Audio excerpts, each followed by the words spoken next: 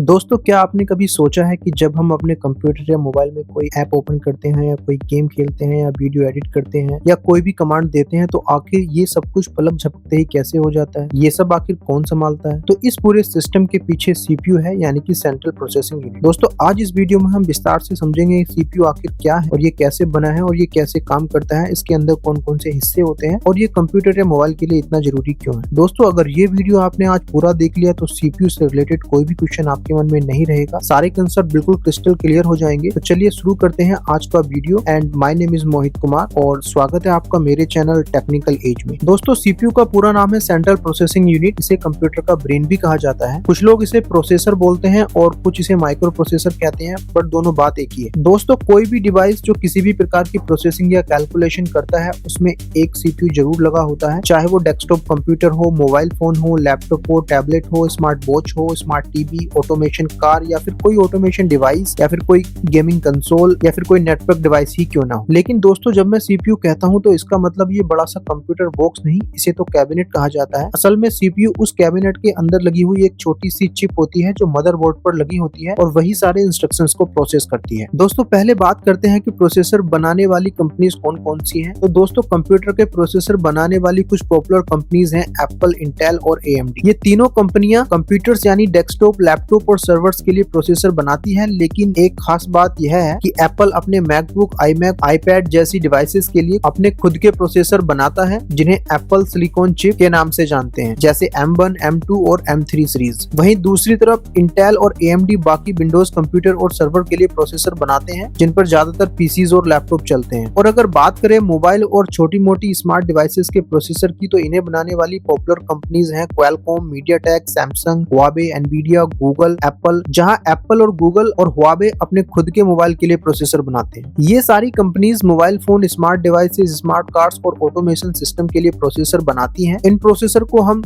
SoC यानी system on chips भी कहते हैं, क्योंकि इनके अंदर सीपीयू, जीपीयू, एआई इंजन और कम्युनिकेशन मॉडल सब कुछ एक ही चिप में शामिल होते हैं। दोस्तों, मैंने यहाँ एक टेबल मेंशन किया है जिसमें मेंशन किया है कि कौन सी कंपनी किस टाइप की डिवाइस के लिए प्रोसेसर बनाती है। तो वीडियो को पुश करके उस टेबल सेक्शन को जरूर देखिएगा, आपको पूरी क्लियरिटी मिल जाएगी कि कौन सी कंपनी कहाँ लीड करती है। दोस्तों, सीपीयू बनाने वाली कंपनीज के साथ साथ आर्किटेक्चर डिजाइन करने वाली कंपनीज भी उतनी ही इंपॉर्टेंट होती हैं। असल में आर्किटेक्चर को हम सीपीयू का डीएनए कह सकते हैं, क्योंकि यही वो ब्लूप्रिंट है जो तय करता है कि सीपीयू अंदर से कैसा होगा, कैसा काम करेगा और उसकी पावर एफिशिएंसी कैसी होगी। इंटेल, एएमडी, एआरएम, आईबीएम और RISC-V जैसी कंपनियां यहाँ सीपीयू आर्किटेक्चर बनाती हैं, यानी कि सीपीयू का असली ब्लूप्रिंट तैयार करती हैं। इसके बाद दूसरी कंपनियां जैसे क्वालकॉम, सैमसंग, एप्पल, मीडियाटेक वगैरह इन्हीं आर्किटेक्चर के ऊपर अपने अपने सीपीयूज बनाती हैं। कुछ कंपनियां जैसे एप्पल इन आर्किटेक्चर्स को कस्टमाइज करवा के अपने लिए एक्सक्लूसिव प्रोसेसर बनवाती हैं, जैसे एप्पल का M series for the desktop, laptop and A series for the mobile, जो ARM आर्किटेक्चर पर बेस्ड है। अब दोस्तों, अगर सिंपल शब्दों में समझे तो आर्किटेक्चर एक मैप जैसा होता है। जैसे अगर आप किसी प्लॉट पर घर बनवाते हैं तो सबसे पहले आर्किटेक्चर से घर का नक्शा बनवाते हैं, फिर उसी मैप से डिसाइड होता है कि घर में कितने रूम्स होंगे, कौन सा रूम बड़ा होगा, वॉशरूम कहाँ होगा, किचन कहाँ होगा, और ये मैप आर्किटेक्चर आपकी जरूरत के हिसाब से ही बनाया जाता है। उसी मैप के हिसाब से फिर घर बनता है। ठीक इसी तरह दोस्तों, आर्किटेक्चर बनाने वाली कंपनी सीपीयू के लिए मैप तैयार करती है और इसी मैप से तय होता है कि सीपीयू कैसा होगा और वो किस तरह की प्रोसेसिंग करेगा, उसके अंदर कितने ब्लॉक होंगे, कौन सा ब्लॉक बड़ा और कौन सा छोटा होगा और क्या काम करेगा। अब दोस्तों, सीपीयू के आर्किटेक्चर भी दो तरह के होते हैं, हार्डवेयर आर्किटेक्चर यानी कि फिजिकल और दूसरा ISA यानी इंस्ट्रक्शन सेट ऑफ आर्किटेक्चर, और ये एक सॉफ्टवेयर लेवल आर्किटेक्चर है। दोस्तों, हार्डवेयर आर्किटेक्चर यह ध्यान में रखकर बनाया जाता है कि सीपीयू किस तरह के काम को करेगा, वह हैवी प्रोसेसिंग के लिए बनाया जा रहा है या लाइट टास्क के लिए, और यह लैपटॉप, मोबाइल, सर्वर या किसी एम्बेडेड सिस्टम में यूज होगा। इन्हीं जरूरतों के हिसाब से सीपीयू का core, size, heat management, power efficiency और इंटरनल ब्लॉक स्ट्रक्चर डिजाइन किया जाता है। कुछ पॉपुलर सीपीयू हार्डवेयर आर्किटेक्चर हैं, जैसे स्काईलेक, एल्डर लेक और मीटियोर लेक। ये आर्किटेक्चर इंटेल के हैं, तथा जैन प्लस, जैन 4, जैन 5 ये AMD के आर्किटेक्चर हैं। इन्हीं आर्किटेक्चर के आधार पर सीपीयू की परफॉर्मेंस, स्पीड और एनर्जी एफिशिएंसी तय होती है। हार्डवेयर आर्किटेक्चर मूल रूप से सीपीयू का फिजिकल डिजाइन और स्ट्रक्चर डिफाइन करता है, यानी अंदर कितने कोर होंगे, कैश मेमोरी कैसे सेटअप होंगी और डेटा कितनी तेजी से प्रोसेस होगा। वहीं दूसरी तरफ इंस्ट्रक्शन सेट आर्किटेक्चर यानी कि ISA यह तय करता है कि सीपीयू वास्तव में कैसे काम करेगा और कौन से इंस्ट्रक्शंस को वो एग्जीक्यूट कर सकता है। यही आर्किटेक्चर सीपीयू को उसकी लैंग्वेज देता है, जिससे वह सॉफ्टवेयर से बात करता है और इंस्ट्रक्शन को समझता है। मतलब मतलब ये आर्किटेक्चर सॉफ्टवेयर और हार्डवेयर के बीच में तालमेल बनाने के लिए होता है। कुछ पॉपुलर ISAs हैं जैसे x86, x86 एंड 64 जो इंटेल और AMD के डेस्कटॉप सर्वर CPUs में यूज होते हैं, ARM जो एप्पल, क्वालकॉम, सैमसंग और मोबाइल डिवाइसेस में यूज होते हैं, और RISC-V एक ओपन सोर्स आर्किटेक्चर है जो फ्यूचर के AI एम्बेडेड सिस्टम के लिए फास्टेस्ट ग्रोइंग प्लेटफॉर्म है। इंस्ट्रक्शन सेट आर्किटेक्चर को एक ब्रिज की तरह समझिए जो सॉफ्टवेयर और हार्डवेयर को जोड़ता है, यानी प्रोग्राम CPU तक कैसे पहुंचेगा और CPU उसको कैसे समझेगा, ये सब ISA डिफाइन करता है। कुछ CPUs जैसे Apple silicon M series, Qualcomm Snapdragon और सैमसंग एक्सिनोस दोनों architecture hardware plus instruction set को कस्टमाइज करके अपने हिसाब से ऑप्टिमाइज करके यूज करते हैं। मॉडर्न CPUs में हाइब्रिड आर्किटेक्चर अप्रोच अपनाई जाती है जहां हार्डवेयर और ISA दोनों को बैलेंस करके परफॉर्मेंस और पावर एफिशिएंसी को बेहतर बनाया जाता है। दोस्तों, कौन सी कंपनी किस तरह का आर्किटेक्चर डिजाइन करती है और वो किन किन डिवाइसों में यूज होता है, इसका एक टेबल मैंने वीडियो में ऐड किया है। आप वीडियो को पुश करके उस टेबल सेक्शन को देख सकते हैं, जिससे आपको साफ समझ आ जाएगा कि आर्किटेक्चर डिजाइन वर्ल्ड में कौन सी कंपनी किस फील्ड में लीड करती है। दोस्तों, अब अगर बात करें CPU के इतिहास की तो यह बहुत पुराना है। पहला इलेक्ट्रॉनिक CPU 1940 के दशक में बनाया गया था, जिसे एनिक कहा गया। वो पूरे कमरे के आकार का था। फिर 1971 में इंटेल ने पहला माइक्रो प्रोसेसर बनाया, इंटेल 4004। उसमें सिर्फ 2300 ट्रांजिस्टर थे और आज के CPU में 10 अरब से भी ज्यादा ट्रांजिस्टर हैं। हर नई जनरेशन के साथ CPU छोटे, तेज और अधिक पावरफुल होते जा रहे हैं। दोस्तों, अब मैं CPUs की जनरेशन कंपनी वाइज एक एक करके दिखाने वाला हूँ। मैंने इनकी सारी टेबल्स वीडियो में ऐड कर दी है, तो आप वीडियो को पुश करके इन्हें आराम से देख सकते हैं। इन टेबल्स में आपको साफ दिखेगा कि कौन सी कंपनी ने कौन सी जनरेशन में कौन सा प्रोसेसर लॉन्च किया है और किस जनरेशन में कौन सा फैब्रिकेशन नोड यूज हुआ है। तो चलिए देखते हैं। ये इंटेल के प्रोसेसर की टेबल है,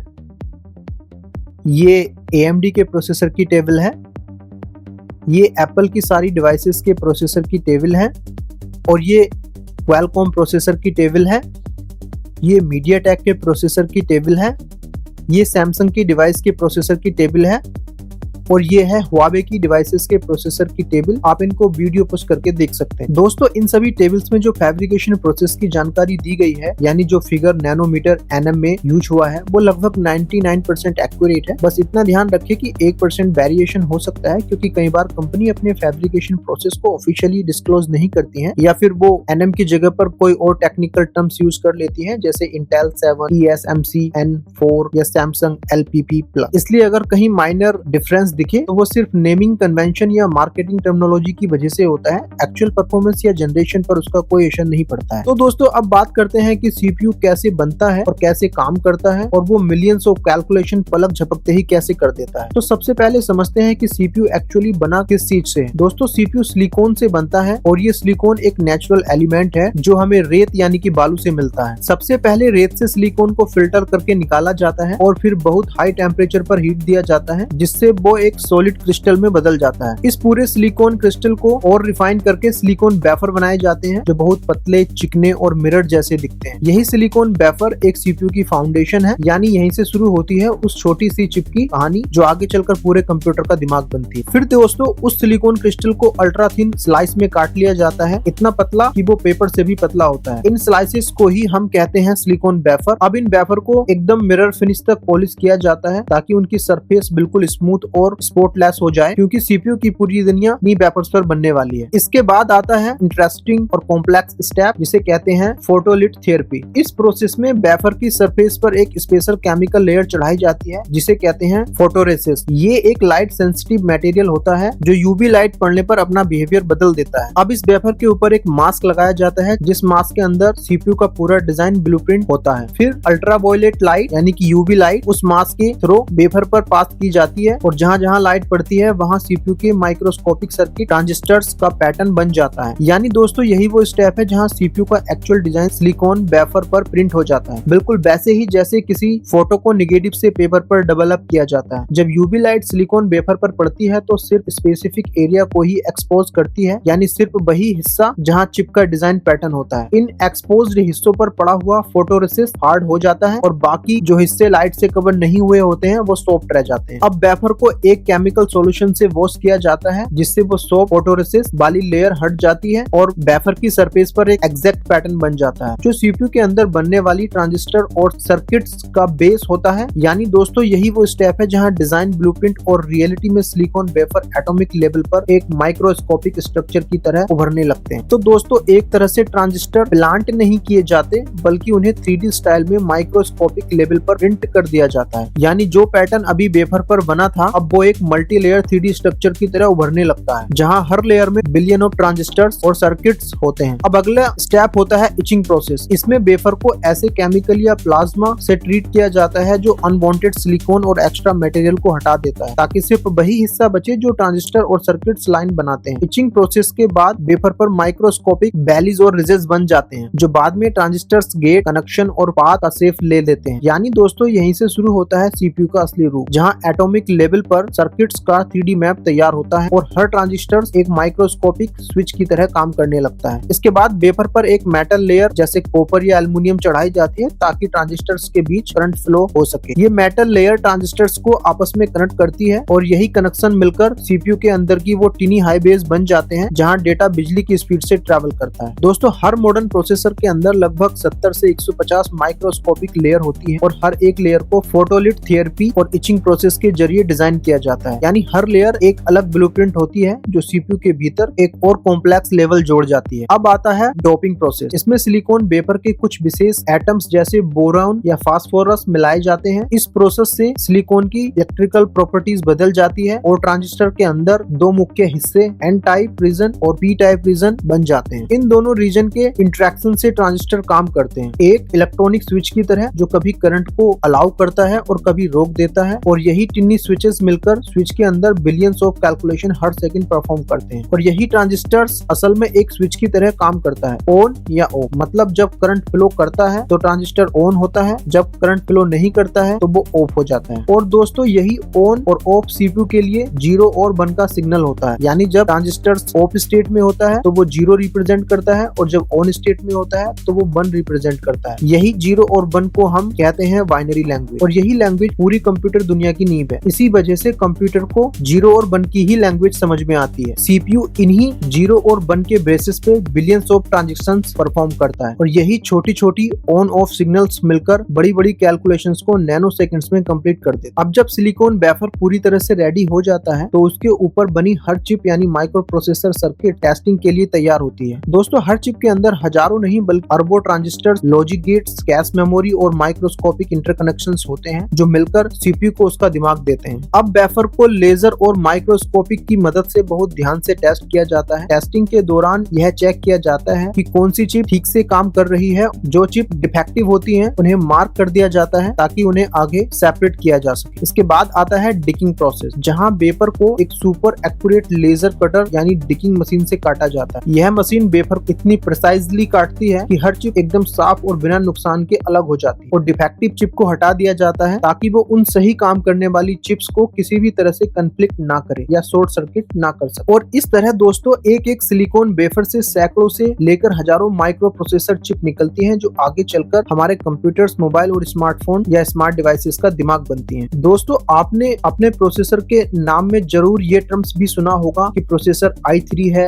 i5 है, i7 है, i9 है। तो चलिए जानते हैं कि आखिर ये कहां से आते हैं। तो ये टर्म्स इंटेल यूज करता है। असल में ये सब नेमिंग सिस्टम उसी फैब्रिकेशन प्रोसेस से निकलते हैं जिसके बारे में हम अभी बात कर रहे थे। कंपनी हमेशा लेटेस्ट प्रोसेसर ही बनाती है। मान लीजिए किसी समय में i9 कंपनी का लेटेस्ट प्रोसेसर है, तो हर बार वही i9 वेफर ही बनता है। लेकिन जब उस वेफर की टेस्टिंग होती है तो कुछ चिप पूरी तरह परफेक्ट निकलती हैं, और कुछ में थोड़ा बहुत डिफेक्टिव सर्किट्स होते हैं, और कुछ में ज्यादा होते हैं। अब यहीं से तय होता है कि चिप i9, i7, i5 या i3 बनेगी। अगर चिप में बिल्कुल भी डिफेक्ट नहीं है या फिर 1-2 डिफेक्ट हैं, तो उसे i9 कैटेगरी में रखा जाता है, यानी टॉप एंड प्रोसेस। अगर थोड़ा डिफेक्टिव है तो वो i7 बन जाती है, थोड़ा और ज्यादा है तो i5, और थोड़ा ज्यादा है तो i3, और अगर डिफेक्ट्स बहुत ज्यादा हैं तो उस चिप को मार्केट से डिस्कार्ड कर दिया जाता है। इसे ही कहते हैं प्रोसेसर बिनिंग प्रोसेस, यानी एक ही वेफर से बने प्रोसेसर को उनकी परफॉर्मेंस और डिफेक्ट रेशो के हिसाब से कैटेगराइज करना। तो प्रोसेसर के अंदर कितने डिफेक्टिव सर्किट्स हैं, उस हिसाब से प्रोसेसर की क्लॉक स्पीड और कैश मेमोरी वगैरह का सेटिंग करके, या फिर प्रोसेसर कितना लोड ले सकता है, उसमें हाइपर थ्रेडिंग इनेबल की जा सकती है या नहीं, वो सब चीजों का सेटिंग करके प्रोसेसर प्रोसेसर को i9, i7, i5 और i3 नेम दिया जाता है। दोस्तों हाइपर थ्रेडिंग क्या है इसकी बात हमने आगे इस वीडियो में की है, तो वो आपको पता लग जाएगा। अब दोस्तों आपने एक टर्म्स और सुनी होगी, first generation, second generation, third generation. तो ये सब क्या है? तो इसका मतलब ये नहीं कि सीपीयू का नाम बदल गया है, बल्कि ये बताता है कि प्रोसेसर की टेक्नोलॉजी में इंप्रूवमेंट हुआ। मान लीजिए कंपनी ने i9 फर्स्ट जनरेशन लॉन्च किया और कुछ समय बाद डिजाइन और फैब्रिकेशन में सुधार किए, तो अब प्रोसेसर कहलाएगा i9 सेकंड जनरेशन। फिर अगले साल कुछ और इंप्रूवमेंट्स हुए तो वही बन जाएगा i9 थर्ड जनरेशन। इसी तरह ये जनरेशंस आगे बढ़ते हैं। लेकिन जब कंपनी को लगता है कि अब टाइम आ गया है कि एक मेजर टेक्नोलॉजिकल जंप लेने का, तो वो नेमिंग पैटर्न वही बदल देते हैं, जैसे i9 से सीधे i11 या i13 कर देना। यानी सिंपल शब्दों में एक ही प्रोसेसर फैमिली से निकलती हैं ये सारी टर्म्स, सीरीज, जनरेशन और मॉडल्स नेम्स, जो डिपेंड करते हैं उसके डिफेक्ट रेशो, डिजाइन इंप्रूवमेंट और परफॉर्मेंस लेवल। और दोस्तों जब सारी डिफेक्टिव सर्किट्स को मार्क और कट कर दिया जाता है तो आ जाता है सीपीयू का पैकेजिंग प्रोसेस, यानी वो स्टेप जहां चिप को एक यूजेबल प्रोसेसर में बदला जाता है। इस प्रोसेस के दौरान चिप के नीचे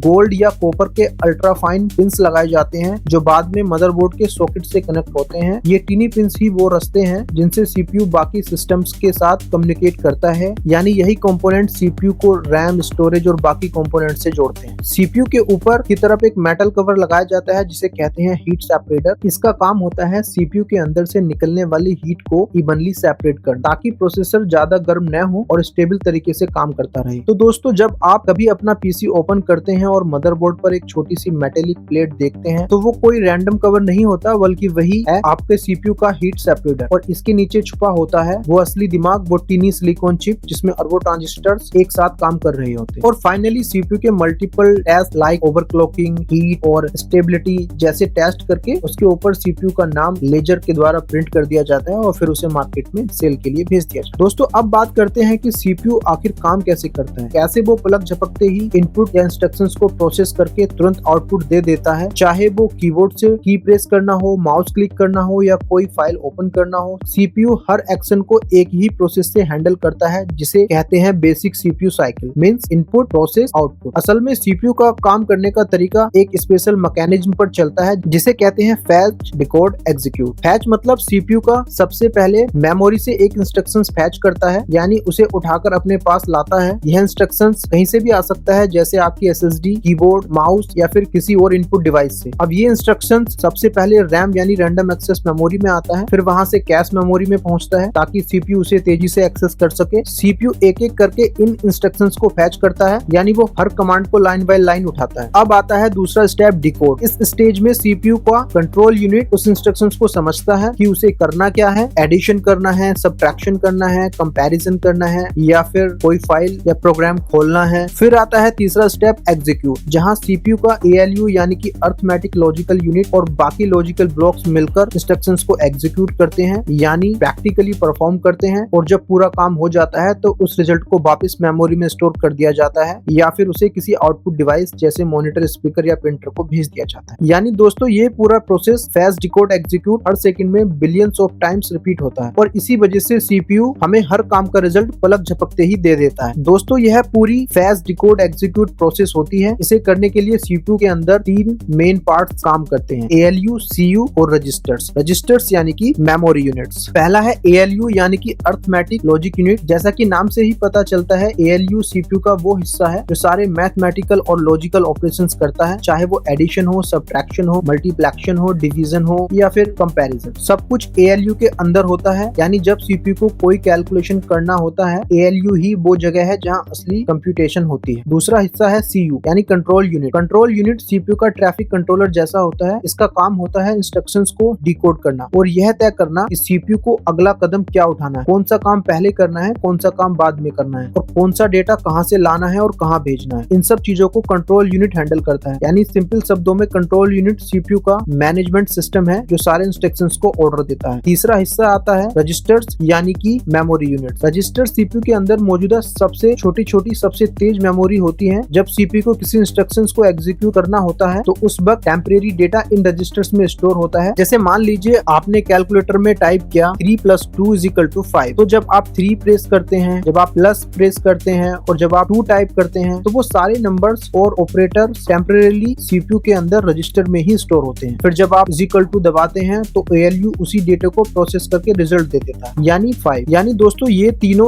ALU, CU और रजिस्टर्स एक साथ मिलकर CPU की हर इंस्ट्रक्शंस को स्टेप बाय स्टेप प्रोसेस करते हैं और यही टीम वर्क CPU को बनाता है इतना तेज और पावरफुल और इतना इंटेलिजेंट। दोस्तों एक और टर्म्स आपने अक्सर सुना होगा कि CPU की स्पीड 3 GHz है, 4 GHz है या उससे भी ज्यादा। तो चलिए समझते हैं कि आखिर इसका क्या मतलब होता है। असल में ये होती है CPU की क्लॉक स्पीड। CPU एक फिक्स्ड स्पीड पर काम करता है जिसे हम कहते हैं क्लॉक स्पीड और इसे मेजर किया जाता है हर्ट्ज में। अब हर्ट्ज का मतलब होता है एक सेकंड में कितनी बार कोई काम दोहराया जा सकता है। तो अगर CPU की स्पीड 3 GHz है तो इसका मतलब है कि वो हर सेकंड 3 अरब यानी कि 3 बिलियन बार काम कर सकता है। यानी फैच, डिकोड और एग्जीक्यूट वाला जो साइकिल है वो पूरा कर सकता है। यानी 3 GHz वाला CPU her second 3 billion of instructions process करता है और यही उसकी ओवरऑल परफॉर्मेंस को डिफाइन करता है। तो इसका मतलब है कि वो हर सेकंड 3 बिलियन बार ये जो प्रोसेस होता है फैच, डिकोड और एग्जीक्यूट वाला, इसको एक सेकंड में 3 बिलियन बार कर सकता है और यही उसकी ओवरऑल परफॉर्मेंस को डिफाइन करता है। लेकिन दोस्तों याद रखना सिर्फ क्लॉक स्पीड ही सब कुछ नहीं होती। CPU का आर्किटेक्चर,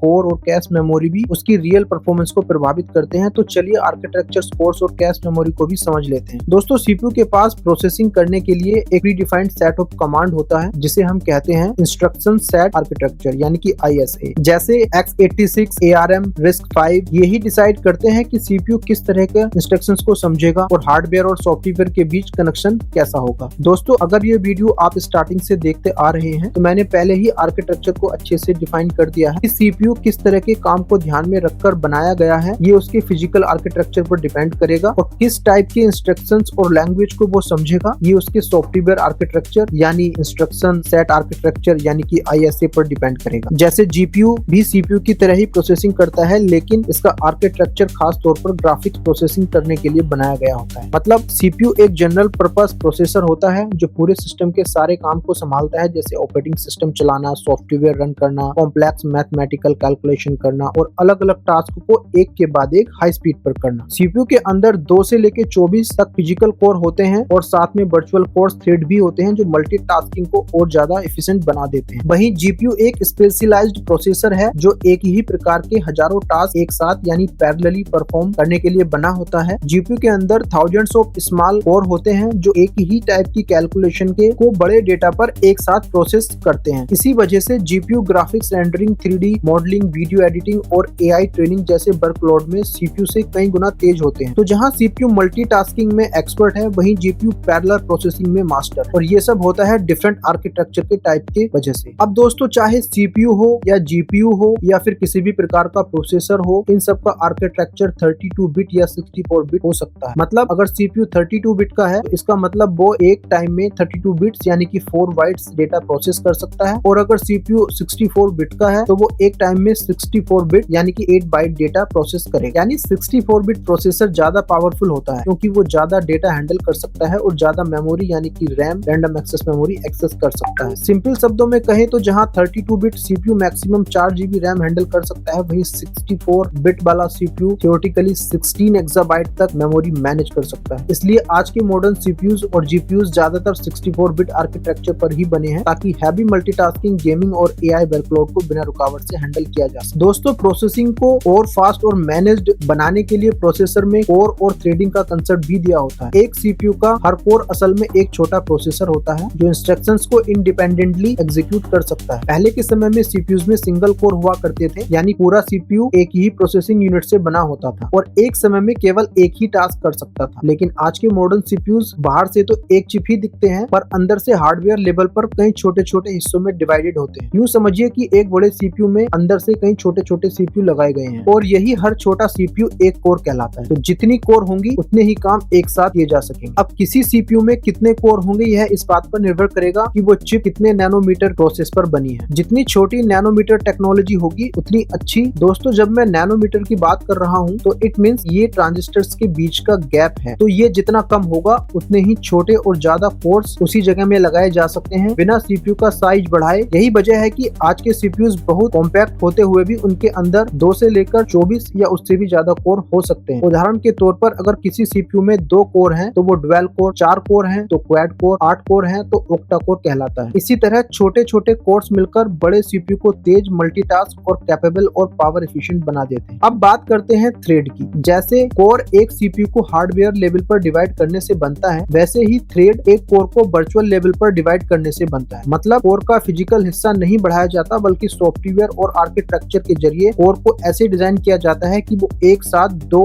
या ज्यादा काम करने लगे, और इस वर्चुअल डिवीजन को हम कहते हैं थ्रेड। अब जब कोर एक साथ एक समय में दो अलग अलग इंस्ट्रक्शंस को प्रोसेस करने लगा है तो उसे मल्टी थ्रेडिंग कहा जाता है। इंटेल अपनी चिप में इस टेक्नोलॉजी को हाइपर थ्रेडिंग के नाम से इस्तेमाल करता है, जबकि AMD इसे SMT के नाम से, यानी कि सिमुलेशन मल्टी थ्रेडिंग के नाम से इस्तेमाल करता है। आमतौर पर मॉडर्न इंटेल और AMD CPUs में एक कोर के अंदर दो थ्रेड होती है, यानी अगर किसी CPU में 8 कोर है तो वो एक समय में 16 थ्रेड चला सकता है, जिससे मल्टीटास्किंग बहुत स्मूथ हो जाती है। वहीं हाई एंड सर्वर प्रोसेस में एक कोर में 8 या उससे ज्यादा थ्रेड पॉसिबल होते हैं। इसी वजह से सर्वर में वर्चुअलाइजेशन इतनी एफिशिएंटली काम करती है, क्योंकि ज्यादा थ्रेड का मतलब ज्यादा वर्चुअल मशीन्स और ज्यादा पैरेलल प्रोसेसिंग पावर। दोस्तों, CPU की प्रोसेसिंग को फास्ट करने में कैश मेमोरी का भी बहुत बड़ा सपोर्ट होता है। CPU के अंदर 3 स्तर की कैश मेमोरी होती है, L1, L2 और L3। दोस्तों, पुराने CPUs में ये कैश मेमोरी है वो CPUs के बाहर लगी होती थी, बट आजकल के जो मॉडर्न CPUs हैं ये कैश मेमोरी उनके अंदर ही होती है। L1, L2,